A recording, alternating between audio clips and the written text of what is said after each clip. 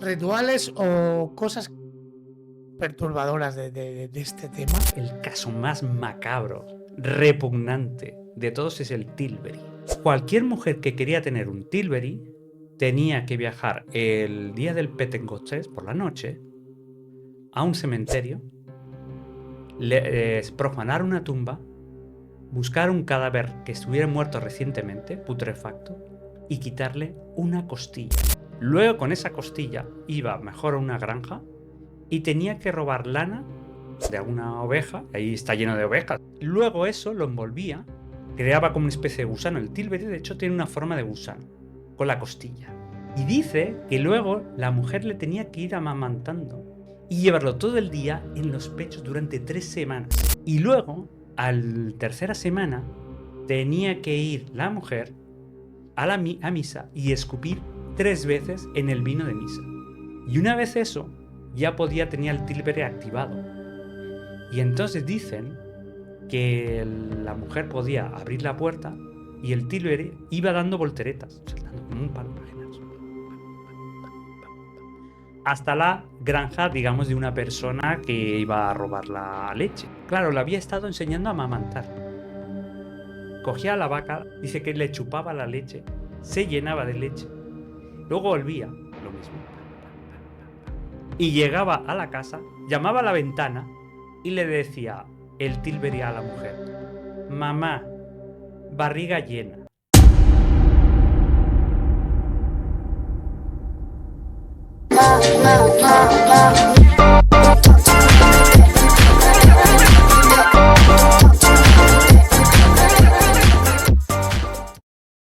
Bueno, pues otro día más aquí. Hoy vamos a hablar de una cosa, de una temática que la conocí. Bueno, la temática no la conozco, la voy a aprender hoy porque creo que tenemos a la persona más indicada para ello.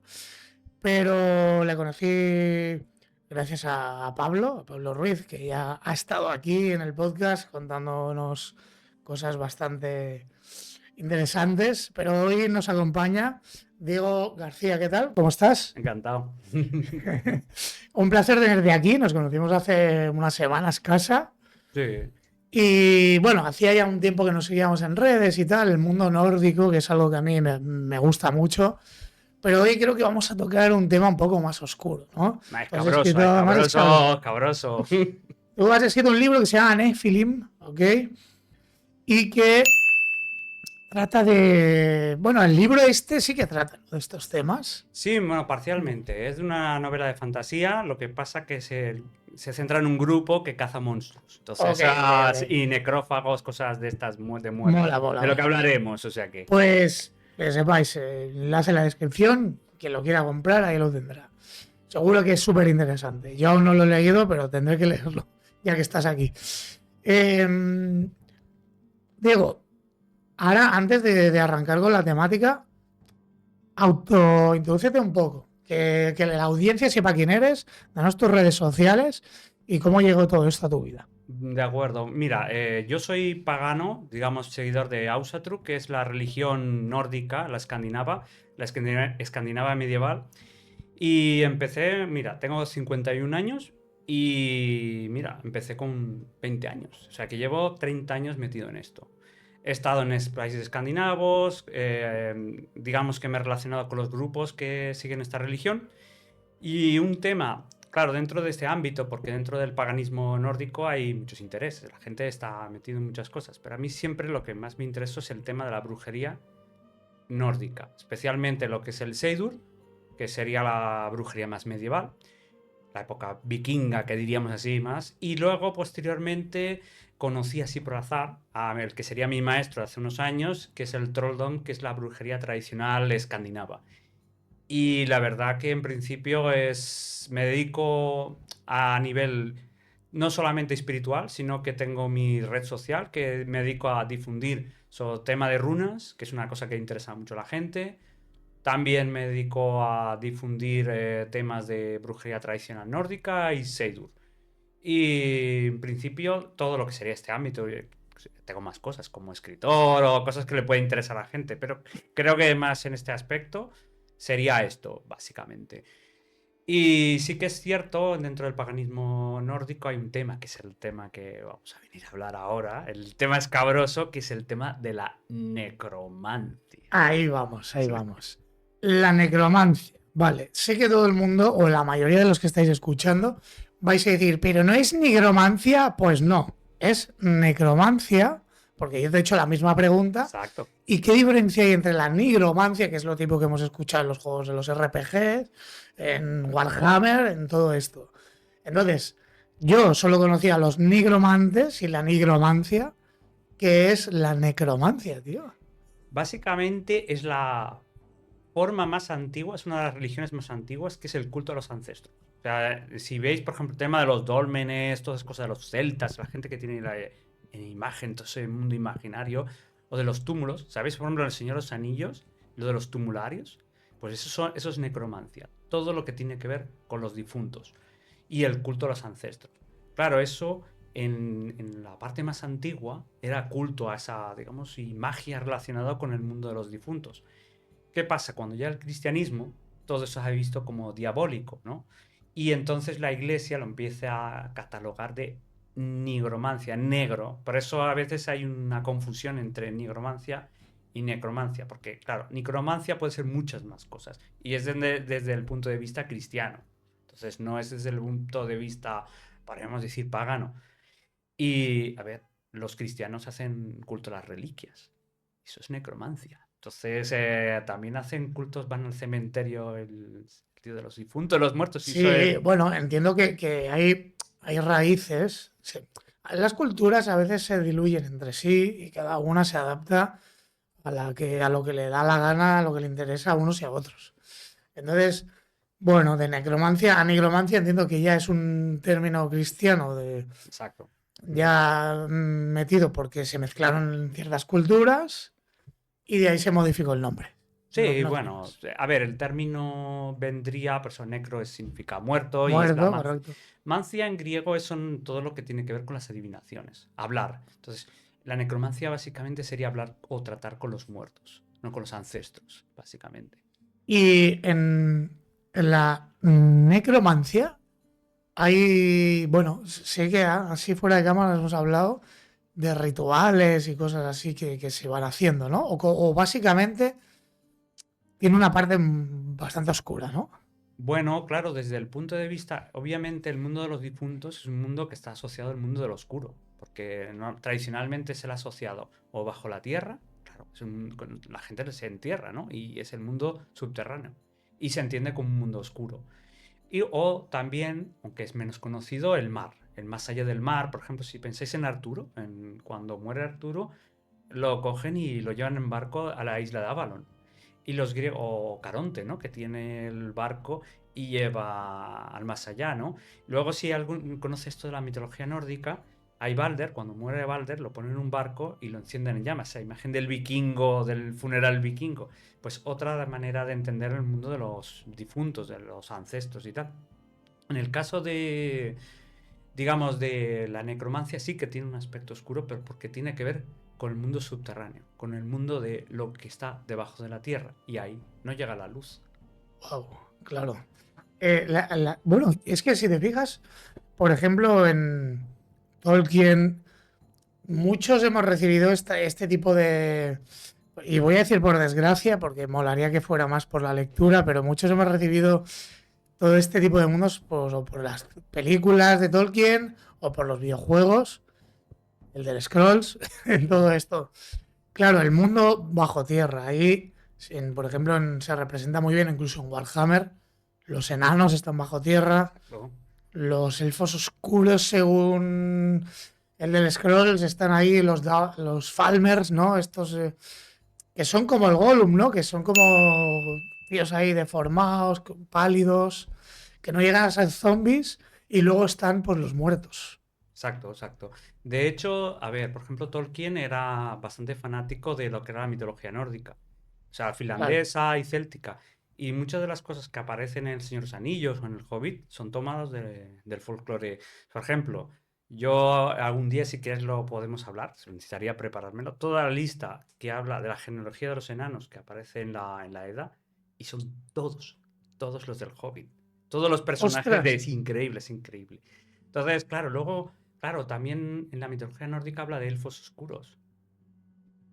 Y todas esas cosas. Luego Tolkien se inspira en todo eso y lo retrata. Y luego en el Warhammer, obviamente. Yo no soy de Warhammer, yo soy más de juegos de rol. O sea, yo de hecho empecé con el mundo nórdico, empecé con el rol y Tolkien. Pero claro, siempre conoces gente de Warhammer. Y de hecho estuve jugando hace unas semanas a juego de Warhammer, pero de juego de rol. Eso sí que lo... Ah, no sabía que Sí, existía. sí, hay juego de rol de Warhammer, sí, sí. Bueno, venga, vámonos ahí al grano. Eh, Rituales o cosas perturbadoras de este O tema. sea, tú quieres ya que vaya al grano. Quiero que vayas al grano, por favor. Quiero que vayas al grano porque aquí nuestro canal nos gusta la chicha. Nos Vale, pero gusta... antes de ir al grano voy a hacer una pequeña, pero voy a intentar ser muy breve. No, no, tranquilo. El tema de, por ejemplo, sabéis que en la mitología nórdica el dios principal es Odin. Bueno, la gente lo conoce como Odín. Bueno, Sí, tú lo dices más técnico, ¿no? digamos cómo se pronuncia en teoría, ¿no? Claro. Entonces, ya en la antigüedad era considerado el dios de los difuntos. Era el dios que llevaba a los muertos, digamos, de la vida a la muerte. Y eso la gente, digamos, ¿cómo se sabe? No, aparte que aparece en la mitología, pero por ejemplo los romanos, cuando contactan a los germánicos y ponen los días de la semana, resulta que escogen a Wednesday, que sería el día de Odin, lo escogen, digamos, lo comparan con Mercurio, porque Mercurio es el día miércoles. Porque Mercurio era también el dios que llevaba a los difuntos al más allá. Entonces, toda la mitología nórdica, o sea, todo el culto de Odin, tiene una relación con el viaje al mundo de los difuntos, ¿no? Eso, de alguna manera, pasa a todos esos rituales. Eso en el periodo pagano, obviamente, todo tiene que ver con la necromancia, con esos cultos a los difuntos, a los muertos y tal. Pero es que luego, cuando llega el cristianismo, lo mezcla con toda esa, claro, esa parte perturbadora, ¿no? Porque digamos que los vikingos lo toman como algo más natural, como más de culto ancestro. Bueno, tendría su punto turbio, ¿no? Pero en cambio el cristianismo Sí, sí. tiene un punto de vista como más, o sea, tiene miedo, ¿no? Entonces le busca cuestiones más escabrosas, ¿no? Y yo, claro, he estado preparando algunas historias un poco, pues, que considero que al público le podría interesar, ¿no? Y habían pensado, para empezar, el tema de los Viere. Los Viere es un ser que es creado mágicamente, que aparece en todo el folclore escandinavo y que podríamos traducir, porque es interesante entender qué significa. Significa portador. Y tenéis que situaros en una época que Escandinavia, que no es como ahora, que tiene un estado de bienestar, la gente Sí, sí. vive de puta madre, bien, muy bien. Pero entonces la gente pasaba hambre, era mucha pobreza. Entonces la gente robaba, el crimen, todas las barbaridades, o sea, la miseria lleva a eso, ¿no? A perturbar la mente, hace que la gente sea más cruel y tal. Y entonces crean estos seres para robar, especialmente leche y queso. Y dirás, qué gracioso, ¿no? Pero el hambre es un alimento muy importante en la época. Y entonces este ser que normalmente estaba asociado a lo diabólico, o sea, con el culto de los ancestros, o sea, con los muertos, la necromancia, y con el tema diabólico, ¿no? O sea, pues claro, en esa visión más cristiana, no tan pagana. Entonces, normalmente lo que tenían en común todos los vieres, que es, como he dicho, que significa portador, es que estaban construidos con lana. Con lana normalmente, pero algunos bienes podrían ser de lo graciosos hasta inocentes para el punto de vista. Vamos a empezar por ellos para que os hagáis una idea y luego viajaremos a los más perturbadores. Los más perturbadores. Bueno, el más sencillo, por ejemplo, tenemos el Pughare. El Pughare podríamos traducirlo como un duende liebre. Por traducir de una manera, hay un duende que en el folclore británico es el Pug. El Pug. También, y este sería este duende, este tipo de duende, que es el Pug. Y Hare es como en inglés hare, que es la liebre, es el nombre para decir liebre. Y básicamente es una cosa tan sencilla como un novillo de lana robada, siempre tenía que ser robada, al vecino o tal. Todo tiene que Pero ser. lo exigía el ritual Sí, sí, sí, sí, que sí, sí. fuera robada. Todo Hostia. en brujería, o sea, en necromancia, todo lo prohibido, cuando son cosas prohibidas, todo romper la norma, es lo que da poder a las cosas. O sea, todo lo que es, por ejemplo, turbio o hacer lo incorrecto, es porque, claro, pensaron a nivel psicológico. Entras en un estado de conciencia, estás rompiendo la norma y ya te lleva a un estado alterado de conciencia que te hace, bueno, te perturba la mente, ¿no? Entonces, este era muy sencillo, porque el pujar simplemente es un ovillo de lana con 3 agujas estas para hilar, ¿no? Para coser y para, bueno, ahora no me sale, para hacer jerseys, Para básicamente. tejer, Sí, sí. tejer. Y se supone que este engendro, cuando tomaba poder, viajaba y robaba leche o queso al vecino. Eso era lo que se suponía que hacía. Luego tenemos uno que es muy gracioso entre comillas. El troll cat, la gente se ríe porque el gato troll. Y se ríe, un gato, qué divertido y tal. Pero es que la fabricación del gato troll era un ovillo con igual de lana, con pelo de gato, pero para consagrarlo tenías que cortarte un dedo, sangre y invocar al diablo para que poseyera digamos, al troll cat y entonces podía ir a robar leche, ¿no? O sea, el diablo que le otorgaba alma o espíritu a ese ovillo, ese ser creado. Ostras.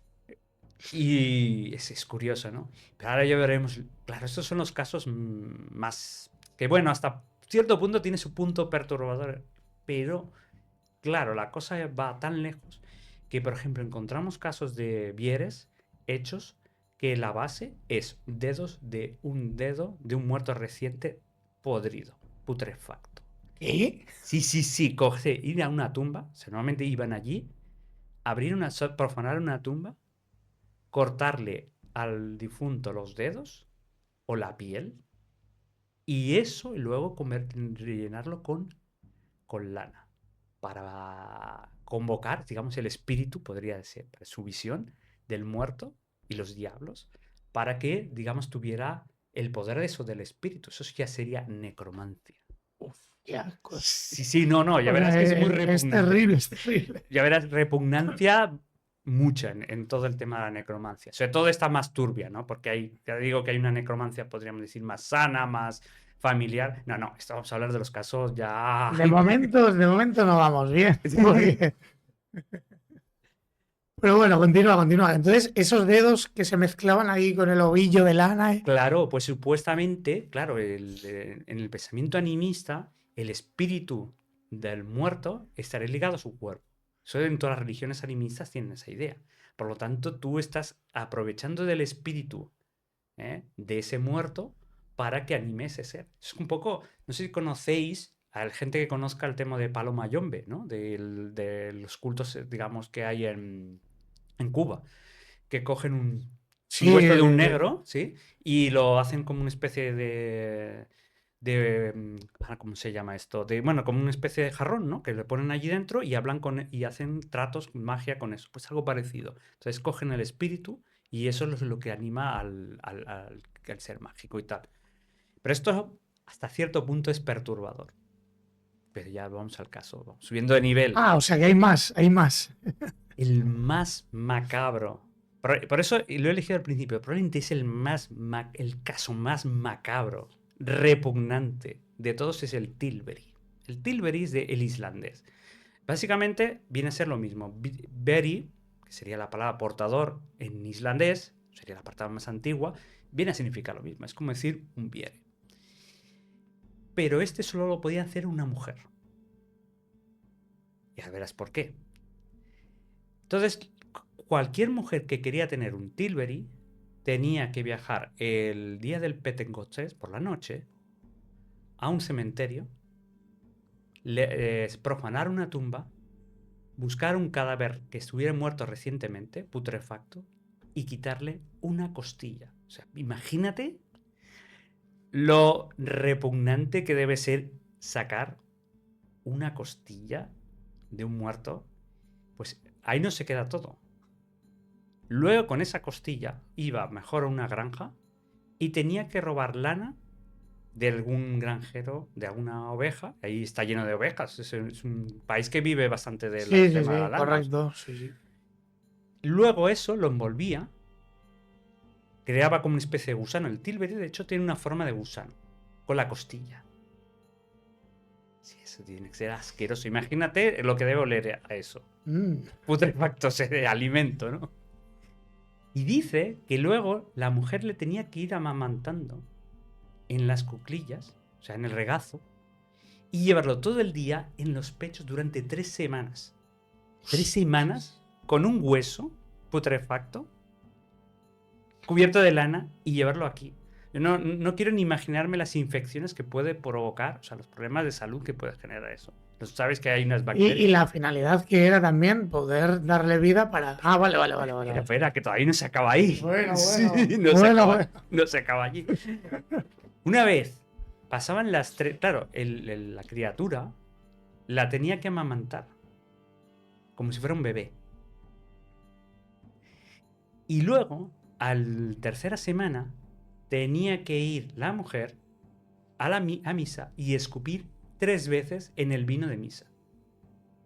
O sea, yo no me imagino cómo lo conseguiría para que el cura, bueno, el protest, son luteranos, no la mataran.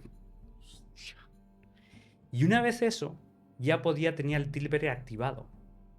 Y entonces dicen que la mujer podía abrir la puerta y el tilbury iba dando volteretas, saltando como un palo, imaginaos.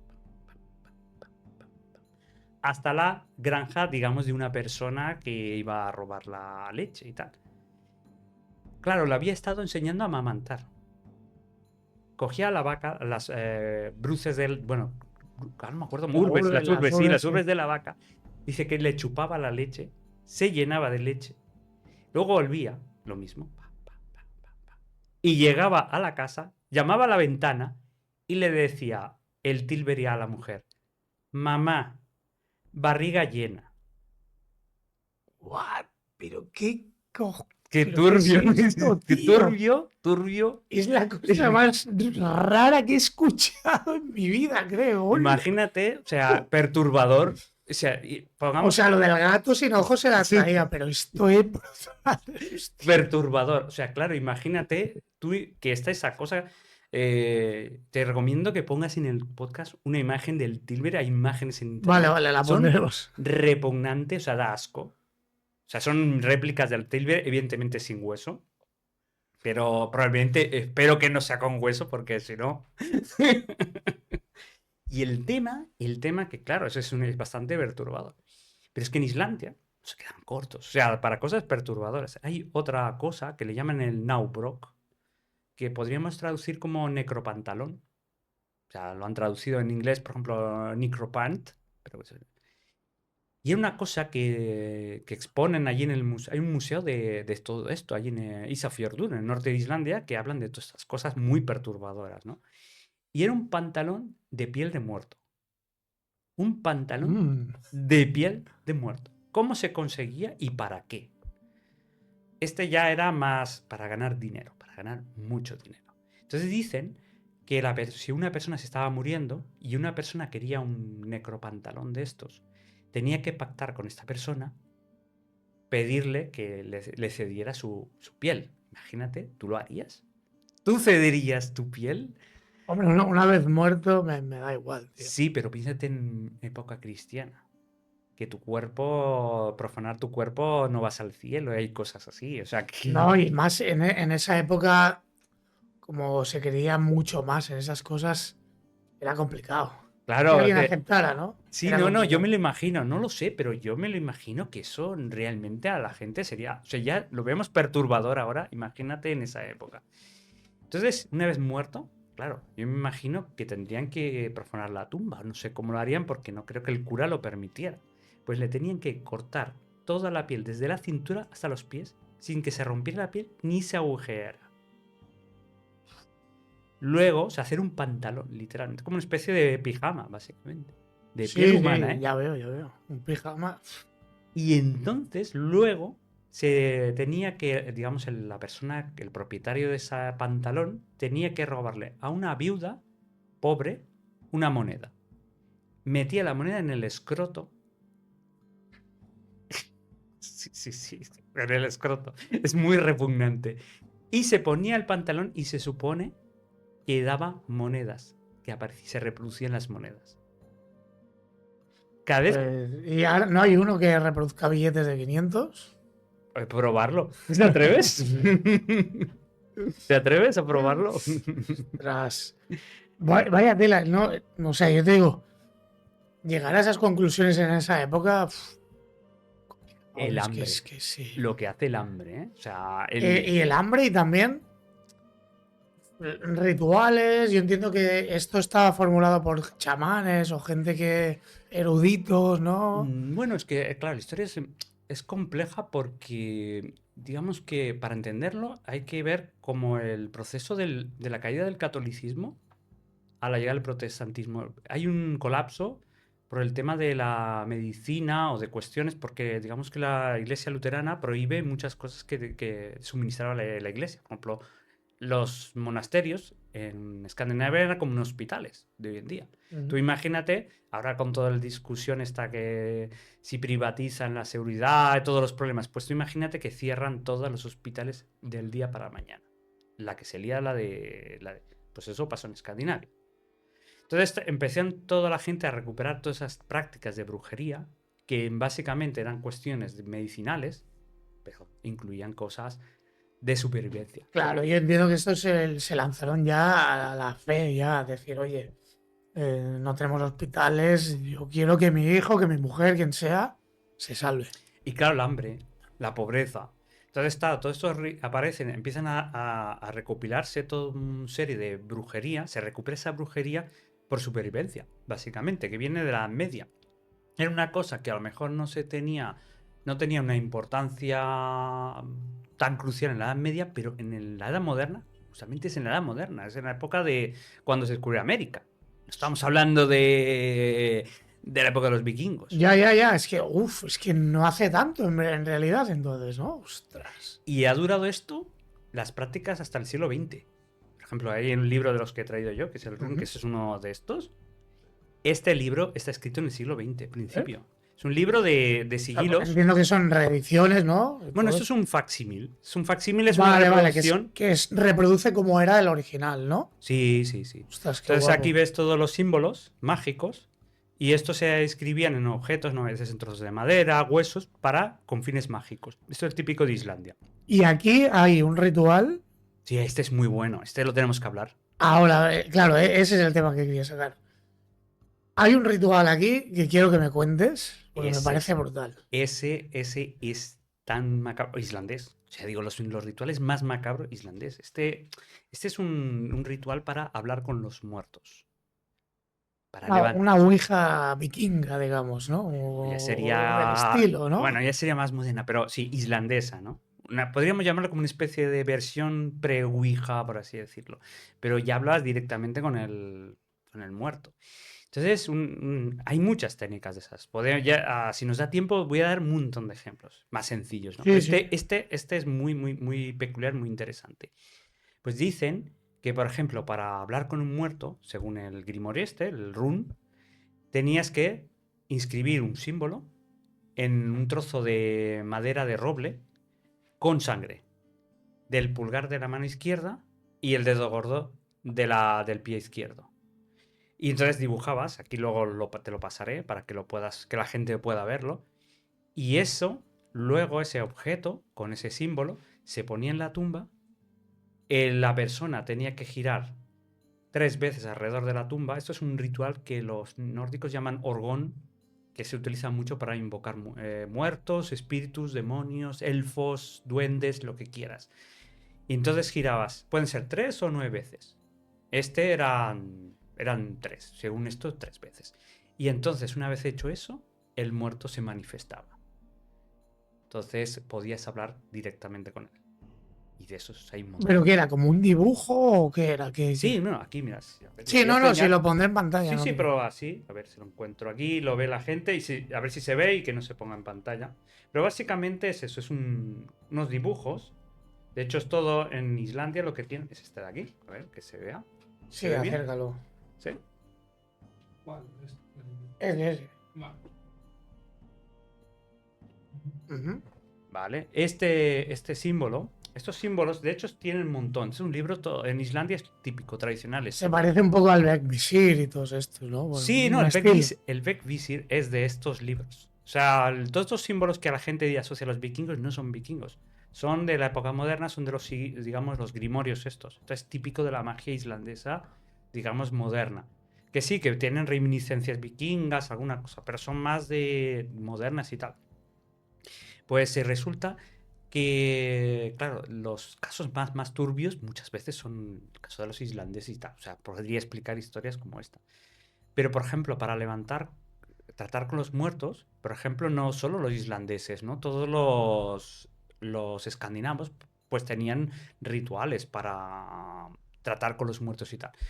Normalmente lo que hacían, por ejemplo, los suecos, los noruegos, los daneses, era, por ejemplo, la persona que practicaba magia y quería ir al cementerio, pues para hacer un ritual, lo que fuera, lo primero que se encontraba era lo que era un rodere o un ro, que sería como una especie de genio. Lo vamos a traducir como genio, que era un espíritu que protegía el cementerio. Y es importante entender cómo funciona un cementerio escandinavo. Primero, es que es muy diferente a lo que tenemos en España o probablemente en Latinoamérica, para la gente que oiga, no sea lo mismo. Entonces en Escandinavia, que esto ya viene del periodo pagano, hay una iglesia y luego lo que hay un gord, que sería como la palabra inglesa garden, viene de gord, que es un recinto murallado, ¿no? Un murete que va rodeando. Y allí hay un bosquecillo. Y de ahí viene el término garden. Entonces tenía como un jardincillo alrededor de la iglesia y todo ahí se ponían, pues eso, las tumbas y tal. Y ese recinto, que se supone que tenía un poder mágico, pero esto ya viene del periodo pagano. O sea, ¿cómo se llamaba el mundo de los paganos? Midgard, que es el Gord. ¿Y cómo se llama el mundo de los dioses? Asgard, que es el Gord. O sea, ya el recinto mágico. Entonces, ese mundo nórdico ya lo representaban allí en el cementerio. Aunque... Perdona que te corte. Puede que venga el término que se escucha mucho, la Tierra Media.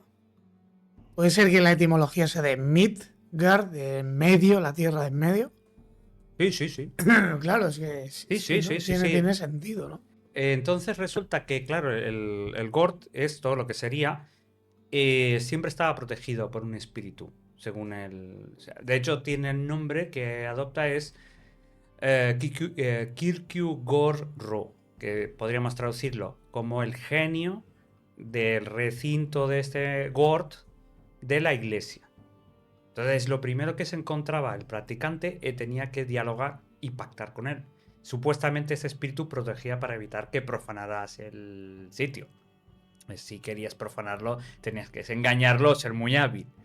Una vez superabas este punto, por ejemplo, podías viajar o sea, caminar a una tumba y cosas, por ejemplo, cosas para hablar con los difuntos. Porque se practicaba mucho el de hablar con los muertos, técnicas para hablar con los muertos, pues porque se creía, en este pensamiento animista, que los muertos pueden ver el pasado, pueden ver lo que está pasando en el presente, cosas que tú no puedes ver, y pueden ver el futuro. Son como si fueran dioses, pequeños dioses. Y entonces, por ejemplo, técnicas estas típicas del, digamos de así, por ejemplo, la más sencilla era hacer el orgón, que es rodear a partir de, digamos, de una tumba 3 veces o 9 veces y llamar al muerto para que se levantara. Y podías hablar con él. O sea, una forma de Ouija, bueno, de la época y tal. Luego hay algunas técnicas tan curiosas como coger lo que sería un trozo de árbol, pero un brote, o sea, que hacía poco, cortarlo y eso ya no puede tocar la tierra hasta que llegues al cementerio. O sea, tienes que tener ese cuidado porque si no ya perdería el poder. Y esto agárrate. Porque si realmente pasaba eso, a mí se me pondrían lo que ya te digo de corbata. Porque dices que ponían el bastón allí, una vez recitabas, hacías el orgón y hacías unas palabras mágicas, empezaba a salir humo. Imagínate. Y ahí podías hablar con el muerto, digamos, allí. Claro, esto ya...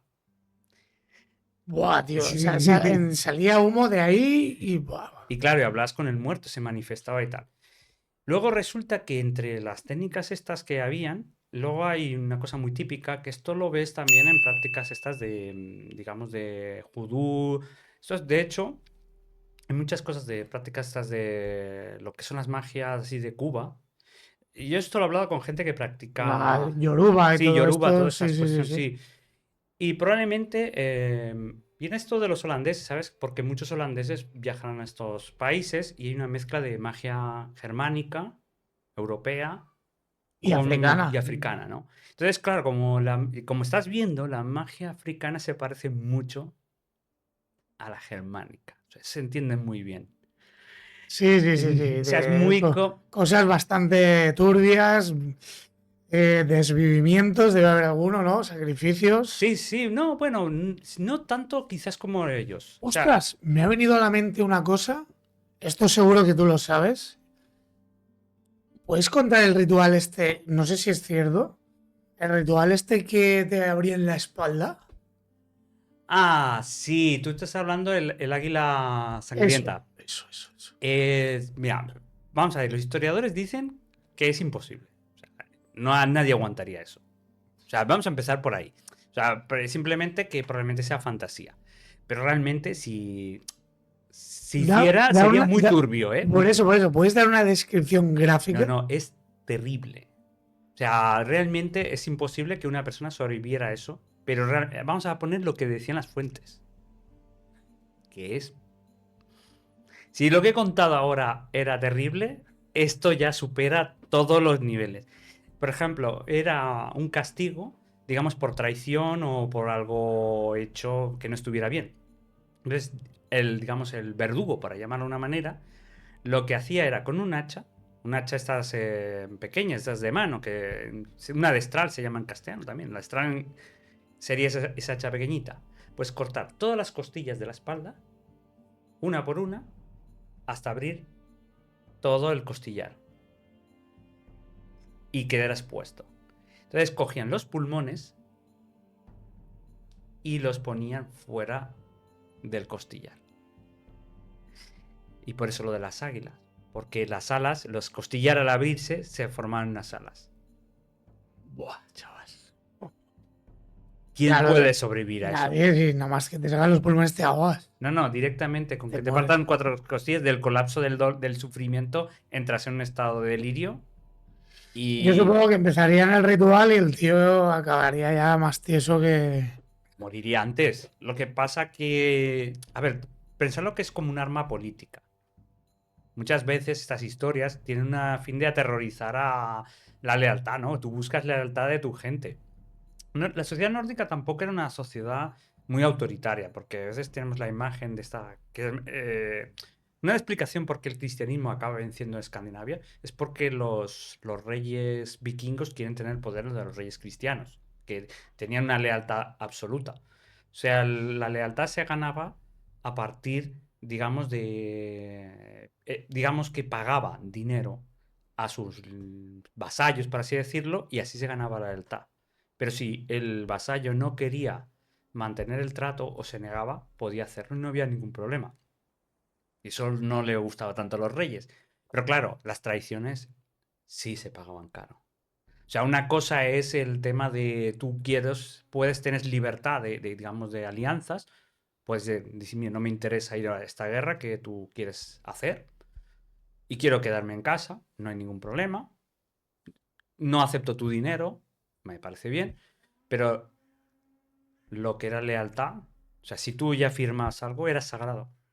De hecho, ellos no utilizan apenas escritura, que eran las runas, ni en papel, o sea, eso ni existía, ni el pergamino. Romper un trato,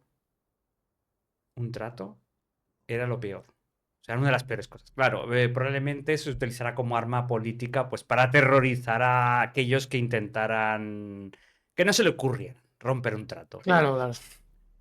Sí, sí. Bueno, ahora volviendo un poco al tema este de la necromancia y tal, porque resulta que una de las prácticas más comunes es utilizar la tierra de cementerio. La tierra de cementerio se utilizaba muchas veces para, para cosas a veces tan sencillas como para purificar. O sea, sabéis que la tierra de cementerio está consagrada, o sea, viene el sacerdote y se le considera sagrada. Entonces, una práctica mágica era coger tierra de cementerio, Y si tenías, con los términos de hoy en día, ¿no? Mala vibra, tienes mala energía, y eso te purificaba. Pero también se utilizaba para cosas muy turbias. Por ejemplo, por ejemplo, tú querías romper una relación. Eso es típico, ¿no? O sea, las peleas de amor. Me han robado la novia, el novio, o quiero tu novia, o lo que sea. Pues se dice que si tú cogías tierra de cementerio y echabas la tierra de cementerio donde pasaba una pareja, se podía romper la relación. Entonces, Hostia. sí, se utilizaban muchas de estas cosas así. Y, por ejemplo, hay una enfermedad en el trolldom, lo que sería esta brujería tradicional nórdica, que le llaman el tronshuka. Tronshuka es lo que sería como una especie de amarre de amor o obsesión. Cuando todo el mundo hemos pasado una vez que nos hemos enganchado por alguien y nos hemos enamorado y no se nos va de la cabeza y perdemos el control. Pues en el cosmovisión nórdica sería, pues eso sería el tronshuka y tal. Ya sea por fines mágicos o naturales. Pues para curar el tronshuka, una de las técnicas era coger un diente de un muerto y fumar, echar humo a la persona por el diente. No sé cómo se haría. Pero qué obsesión tiene esta gente con los muertos, tío. Qué obsesión con la piel, con los trozos de muerto. Pues como te enteres una de las técnicas para curar los dientes de muela, este sí que es muy turbio. Pues hay muchas técnicas. Normalmente se hace con astillas de madera. O sea, yo lo veo terrible, ¿no? Que te claven, se ve que te clavaban digamos, sería la caries y le O sea, para los dolores de muelas. Sí. Vale.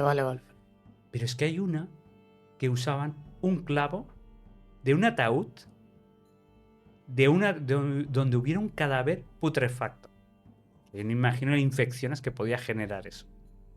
Madre mía. ¿Qué te iba a decir? ¿Tienes alguna historia, rollo del folclore? ¿Sabes que y lo típico, pues los trolls que están debajo de los puentes y estas historias para asustar a los niños? Pero sé que hay algunas que son bastante complicadas. A ver, todo el tema de los trolls, porque claro, O no trolls, o algo lo parecido. que tú quieras, no, yo te puedo dar de mitología nórdica, Sí, te puedo explicar lo que más te turbio interese. que tengas. Déjame pensar, pero tú quieres algo de mitología que sea turbio. Vamos a ver, porque realmente, a ver, normalmente quizás lo más turbio que había era todo el tema de los viajes bueno, el mundo de los difuntos, ¿no? Odin, sí. Odin tiene muchas historias muy turbias, ¿no? No serían quizás tan turbias como las que he explicado. Pero, por ejemplo, uno de los poderes que tiene es viajar Mira, ahora se me ha ocurrido una. Resulta que hay unos seres en la mitología nórdica que a la gente le sonará, que son las Mörnir. Mörnir, o sea, no conocerán por el término que digo, pero cuando las describa por el Señor de los Anillos, sí me suena. Las Mörnir, que sería como las brujas, o sea, es el equivalente a las brujas míticas que hay digamos, en España y tal, que son esos espíritus que vienen por la noche, se te ponen en la barriga y no te dejan dormir y te producen la parálisis del sueño. Vale, eso, bueno, en México se dice se me sube el muerto. Exacto. Se te sube el muerto, eso es mítico ahí en México. Sí. Aquí es la bruja. Es la bruja. Tradicionalmente es la bruja, es la que se te sube en el pecho y no te deja respirar. Por ejemplo, se llama pesadilla. De pesado. De ahí viene. Bueno, claro, que pesadilla, ¿no? Que pesa. En la barriga, ¿no? Pues el equivalente es la Mara, o en escandinavo moderno, y Mörnir en escandinavo antiguo. Pues se explica que que podían adoptar de forma de troll. Muchas veces eran mujeres troll. Y cabalgaban en lobos. En la noche. Y podían provocar pesadillas y podían... Y ahora si te acuerdas del Señor de los Anillos, cuando los orcos viajaban sobre... Ahí vienen las imágenes. Qué bueno, tío. Entonces sí que estos seres eran seres que se podían pues, someter en los sueños y eran muy peligrosos. De hecho, hasta por ejemplo, una de las cosas turbias, que sí, hablando de Odin, es lo de la caza salvaje. Quizás eso es lo más turbio. Eso tiene un impacto real en la vida de la gente. Porque se creía que cuando llega el Día de Todos los Santos, se abría la veda. Entiendo que en el solsticio No, no, no, no, no, no. El Día de Todos Santos es a o sea, cuando a la mitad del otoño y luego el 1 de mayo es cuando se clausura. O sea, sería la época oscura. Si tú divides el año en dos partes, hay una que es la luminosa, cuando más luz hay en todo el año, y la más oscura sería la otra mitad. Pues resulta que en la época oscura se abre la veda. Y entonces los muertos, los trolls, los demonios, digamos, nórdicos, no demonios cristianos, están libres. O sea, se abre el mundo de los muertos. Entonces viajaban por el cielo y podían llevarse, como la Santa Compañía. De hecho, hay gente que compara lo de la caza salvaje con la Santa Compañía. O sea, tú viajas por la noche y que se te lleven digamos, esta horda de difuntos, de monstruos. ¿Y cuándo se asociaba? ¿Qué empieza a pasar en esta época? Tormentas. Empiezan a haber tormentas por el cielo y piensa en Escandinavia, porque aquí son fuertes, pero no te lo quieres ni imaginar lo que deben ser en Escandinavia. Ahí, bueno, ya ves. Claro, la gente veía eso, un montón de truenos, y claro, la gente creía que todo era una horda de difuntos, de trolls y de monstruos de toda especie, también las Mörnir. Y la gente no salgas de casa porque se te pueden llevar. Y si se te llevan, no apareces, desapareces. Y esto quizás sea una de las cosas más turbias, pero porque tiene un efecto real, porque la gente hacía de todo para evitar ser cazado por la caza salvaje. De hecho, hasta tenían rituales en lo que se llama el Yule. El Yule es la Navidad. Y hacían rituales para estar en paz con los elfos, con el duende, digamos, el elfo hogareño, el duende, porque ellos tienen la creencia también que hay unos duendes en casa, pues para que no tuvieras problemas, y con los difuntos. Se hacen muchos rituales con los difuntos para tenerlos en paz, para que no te lleve la caza, digamos, la caza salvaje.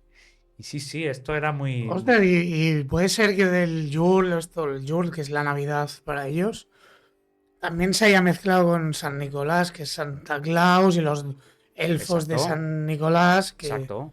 al final es una mezcla de toda esta cultura, ¿no? Sí, de hecho hay una de las teorías, porque San Nicolás, la gente hay una discusión si era verde o era rojo.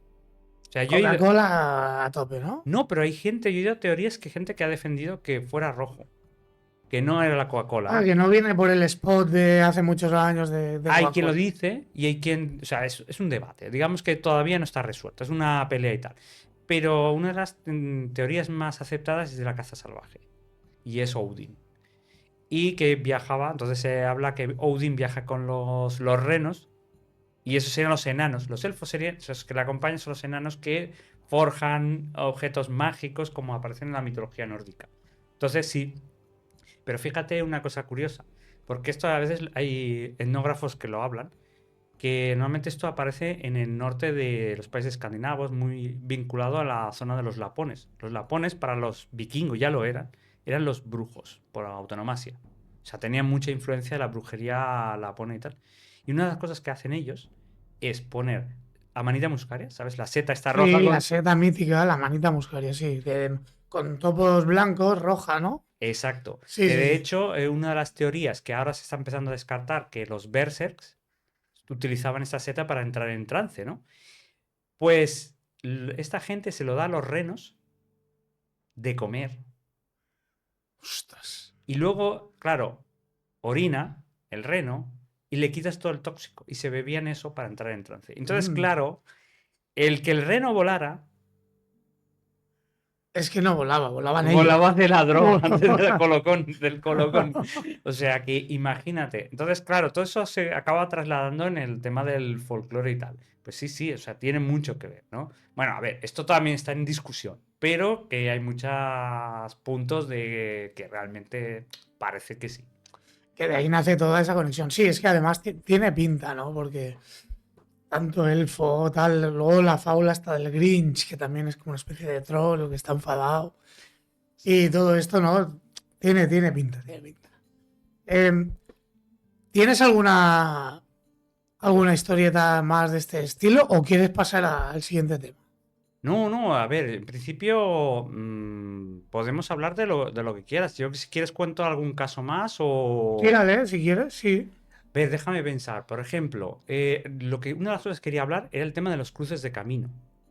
Ah, ostras, eso. Uy, eso hay mucho tema ahí, ¿eh? Sí, es muy interesante porque resulta que el origen de eso es el culto a Hécate.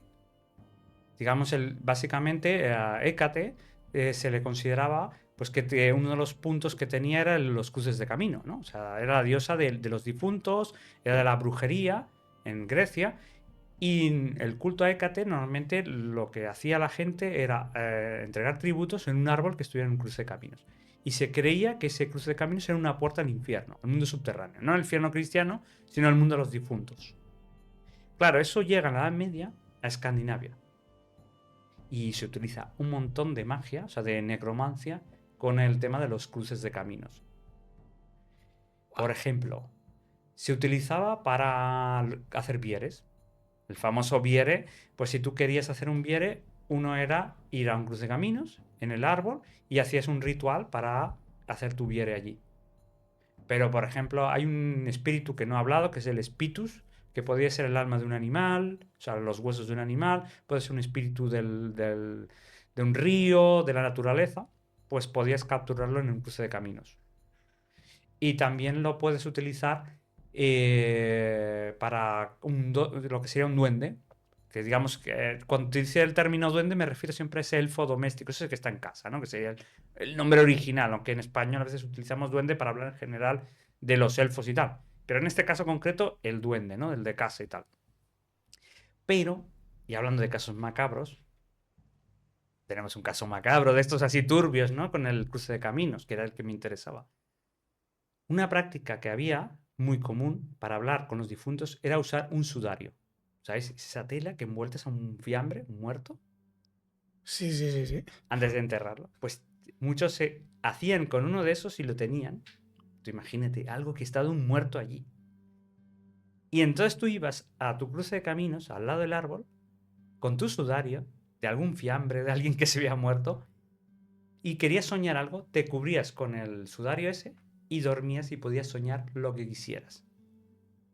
O sea, como una especie de buffet libre de sueños. Claro, hay muchas prácticas en Trolldom, o sea, lo que sería la brujería tradicional.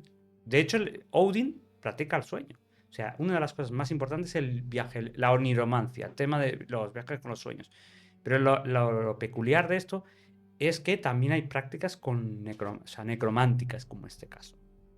O sea, hay muchas técnicas para, yo qué sé, por ejemplo, en el folclore hay una cosa muy divertida. En Midsommar, ¿sabéis en Midsommar? Que hay una película de terror, si a alguien le interesa, que la busque, que está muy bien, tema de folclore. En Midsommar, que sería como el solsticio de verano, hay muchas prácticas de oniromancia. Y una cosa que hacían, por ejemplo, las chicas, cuando querían saber con quién se iban a casar, pues cogían flores en la época de Midsommar, las ponías 9 flores debajo de una almohada y dices que podías soñar con tu futuro esposo. Pues de eso hay muchas prácticas para tener sueños y tal. Lo curioso que en toda Europa el Midsommar, lo que sea el solsticio de verano, es la mejor época para coger plantas medicinales y de brujería. Entonces hay una Hay relación. una conexión, ¿no? Porque como es la época de primavera, ¿no? ¿Has No, dicho? el verano, el verano. ¿Qué pasa? Que es Mm. el momento que la naturaleza tiene lógica. Pensarlo así. La gente que yo he hablado que sabe de tema de plantas, ¿eh? ¿Qué pasa? Que es el momento que las plantas tienen más fuerza. Por el tema del clima. Y entonces, claro, los principios activos químicos de la planta son más fuertes. Entonces, claro, hay muchas prácticas tradicionales de oniromancia. Pues la cultura escandinava, pues, y con muertos también. O sea, para soñar. Por ejemplo, hay uno que es para hablar con un muerto, que este es el Duca Bort, que es podríamos traducirlo en castellano. ¿Cómo vamos de tiempo? ¿Vamos bien? Sí. Tú sigue, tú Sí, bueno, tranquilo, va. tranquilo. Vale, pues entonces el Duca Bort, que sería como la cena silenciosa. Eso se hacía el día de todos los santos, el día de los muertos. Bueno, la noche previa, ¿no? Entonces, la tradición decía que tú tenías que reunir, o sea, objetos, estatuillas, lo que fuera, de 6 trolls. y poner 7 platos. En cada plato le ibas a poner, pues es un... Ahora no me va a salir, un porridge. Vale, que es como Lo de una avena. especie de... Sí, avena, sí. sí. Ahora no me sale en castellano. Sí, mira que... Bueno, el tema es un porridge, ¿no? Y entonces le ponías de comida y el último para el difunto con que querías hablar. Hostia. Y entonces luego te ibas a dormir y soñarías y hablarías con el muerto ese que quieres hablar y tal. Es curioso, ¿no? Como los nórdicos y tal. Sí que el cristianismo tiene una conexión con la muerte, pero es distinta, ¿no? Porque es como que te lleva al fin, o sea, el fin es como una recompensa y tal. Sí, Ya sí. sé que los nórdicos, la recompensa, o una de ellas es el Valhalla y todo esto, Sí, sí. pero aquí hay como más conexión, como que se naturaliza más la muerte, se comprende de una manera no tan... O sea, al cristianismo, en el cristianismo se le teme mucho a la muerte, y en cambio ahí en esa mitología no se le ve tan temida, ¿no? Viven con la muerte. Ahora imagino que, claro, los escandinavos modernos han modernizado, pero en su momento la muerte y la vida o sea, la gente vivía con la muerte y tal. Pero a ver, yo creo que tampoco están, porque tú ves las reliquias, en España está lleno de gente, o sea, de un santo, la cabeza de un santo, por ejemplo, y eso es necromancia y pura y dura. Y la gente en España es una cosa que yo creo que se tendría que hablar más. Y es como, quiero entender que la iglesia le genera mal rollo, lo que sea, y lo tapa un poco, pero luego en los pueblos la gente hace cosas que no es tan distinto de lo que hacen los escandinavos. A mí, luego cuando te vas enterando dices, uff, luego dicen de los escandinavos y tal.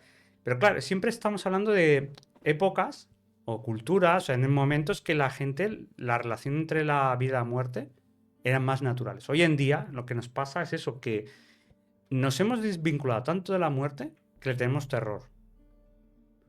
Sí, bueno, es que ahora vivimos muy cómodos y al vivir tan cómodos, ¿qué pasa? Que nadie quiere morir. No, obvio, ni en esa Entonces, época. ese es el problema. Pero el problema es que no vemos la muerte, ¿no? Por ejemplo, cuando se muere alguien, que siempre está en el hospital, que si los médicos... ¿Quién ve la muerte? Los médicos. Luego le entierras y lo maquillan al muerto. O sea, la gente estaba como más acostumbrados a... Mataban animales. Estaban en la granja, pues mataban su gallina, hacían la matanza y ahora vas al supermercado, compras el pollo ya cortado y listo para... Claro, no, que no hay esa conexión de, oye, o sea, la gran mayoría de los que estamos aquí no habría cojones a degollar a una vaca o a un pollo, totalmente. Sí, no. Entonces, claro, nos puede parecer turbio, pero si nos ponemos desde el punto de vista de ellos, que ellos vivían constantemente con la muerte, tiene su lógica. Y en una lógica de la desesperación, o sea, pensar en cuando pasas hambre o pasas miseria por sobrevivir, eres capaz de hacer cualquier cosa. No, hace unos meses yo no la vi, pero en el cine hubo la película esa de que ese avión que se estrelló. La de Viven, ¿no? O Sí, algo así. Vaya, imagínate. Y se comen entre. Al final la gente se tiene que comer a las otras personas, los otros que se han muerto. Pues eso es lo que hace la supervivencia. Entonces, claro, bueno, está bien que vivamos un poco mejor. Hombre, yo creo que sí, que mejor que antes se vive. Sí. Señor, sé que tienes más cosas que contar de vivencias tuyas, de rituales tuyos. Espero que vuelvas cuando se pueda y nos vaya bien, porque será un placer escucharte. Nada, darte las gracias y espero que hayamos aprendido bastantes cosas hoy, sobre todo perturbadoras del mundo nórdico, porque todo el mundo lo ve desde una visión muy heroica, Exacto. pero hay más cosas ahí, ¿no? Así que nada, aquí te espero y muchísimas gracias. Nada, hasta la próxima.